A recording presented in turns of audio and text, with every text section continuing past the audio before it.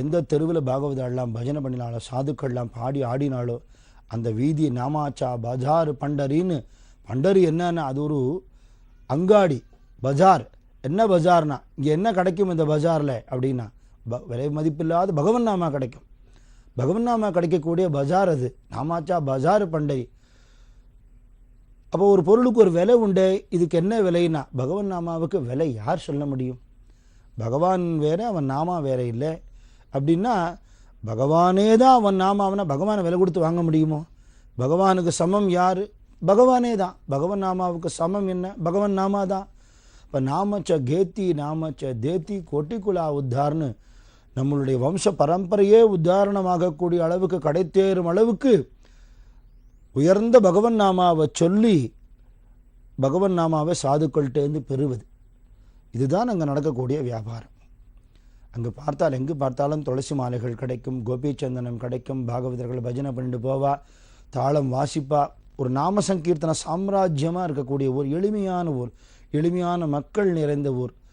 பகவன் நாம சங்கீர்த்தனம் பண்ணுறது பகவானுடைய புகழை இனிமையாக மனசு இசைந்து பாடுவது அப்படிங்கிற ஒன்று தான் அவளோட வாழ்க்கையுடைய பிரதான தர்மமாக இருக்குது. இந்த இடத்துல கலியுக வரதனான பாண்டுரங்கன் பிரசன்னமாக இருக்கான். அத்தனை பேரையும் தன்னுடைய அன்புனால் ஆகர்ஷிக்கிறான். 2 சரணத்தையும் அப்படி சேர்த்தாப்பில் வச்சுருக்கான். சமச்சரண சரோஜம்னு 2 சரணம் சேர்ந்தாப்பில் இருக்கு. என்ன சொல்கிறான் அதில்? என்ன, எனக்கு பேதமே கிடையாதுங்கிறான். படித்தவன் படிக்காதவன், விஷயம் தெரிஞ்சவன் தெரியாதவன், பிராமணன் பிராமணன் இல்லாதவன், பணக்காரன் ஏழை, அந்தஸ்து உள்ளவன் இல்லாதவன், பதவியில் இருக்கிறவன் இல்லாதவன், நல்லவன் கெட்டவன், ஒரு பாகுபாடும் கிடையாது. பண்டரிபுரத்துக்கு வந்துவிட்டா நான் அனுகிரகம் பண்ணியே தீருவேன்னு ஒரு சின்ன குழந்தையாக பாலகிருஷ்ணனாக இடுப்பில் கையை வச்சு கொண்டு யோக பீட்டம்ங்கிறார் ஆதிசங்கர் பகவத் பாதாள்.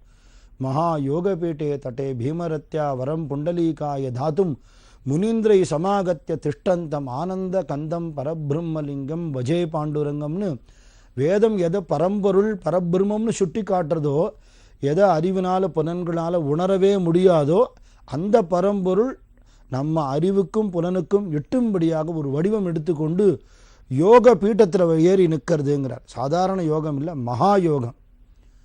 என்ன மகா யோகம்னா என்னன்னா நம்மளை இறைவனோட சேர்த்து வைக்கக்கூடிய நாம சங்கீர்த்தன மார்க்கத்தையே மகா யோகம்னு சொல்லி அந்த யோக பீட்டத்தில் பாண்டுரங்கன் நிற்கிறார்னு சொல்றவர் யாருன்னா சாட்சாத் பரமேஸ்வரனோட அவதாரமும் அத்வைத ஸ்தாபனம் பண்ணினவருமான ஆதிசங்கர் பகவத் பாதாள்.